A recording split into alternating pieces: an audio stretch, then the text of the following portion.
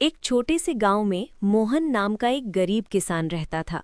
उसके पास ज्यादा जमीन नहीं थी और आमदनी भी बहुत कम थी, लेकिन उसका दिल बहुत बड़ा था। उसके घर में जो थोड़ा बहुत अनाज होता वो उसे जरूरतमंदों के साथ बांट लेता। गांव में अगर किसी का बैल बीमार पड़ जाए, किसी के खेत में पानी की कमी हो या किसी बुजुर्ग को सहारे की जरूरत हो, मोहन सबसे पहले मदद के लिए पहुंच जाता।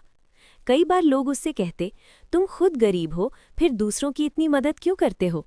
मोहन मुस्कुराकर कहता, अगर आज मैं किसी की मदद करूंगा तो कल भगवान मेरी मदद करेंगे।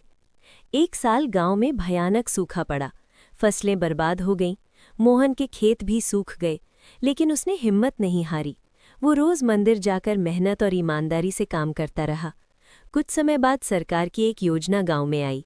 अधिकारियों ने देखा कि मोहन ने हमेशा सबकी मदद की है और मेहनती किसान है।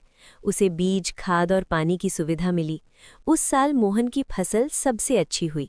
मोहन ने अपनी सफलता का श्रेय अपनी मेहनत और दूसरों की मदद करने। एक छोटे से गांव में मोहन नाम का एक गरीब किसान रहता था। उसके पास ज्यादा जमीन नहीं थी और आमदनी भी बहुत कम थी, लेकिन उसका दिल बहुत बड़ा था। उसके घर में जो थोड़ा बहुत अनाज होता वो उसे जरूरतमंदों के साथ बांट लेता।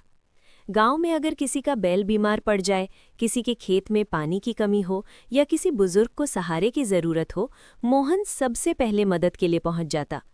कई बार लोग उससे कहते, तुम खुद गरीब हो, फिर दूसरों की इतनी मदद क्यों करते हो? मोहन मुस्कुराकर कहता, अगर आज मैं किसी की मदद करूंगा तो कल भगवान मेरी मदद करेंगे। एक साल गांव में भयानक सूखा पड़ा। फसलें बर्बाद हो गईं। मोहन के खेत भी सूख गए, लेकिन उसने हिम्मत नहीं हारी। वो रोज मंदिर जाकर मेहनत और ईमानदारी से काम करता रहा।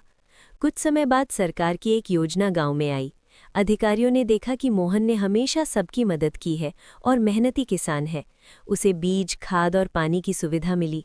उस साल मोहन की फसल सबसे अच्छी हुई। मोहन ने अपनी सफलता का श्रेय अपनी मेहनत और दूसरों की मदद करने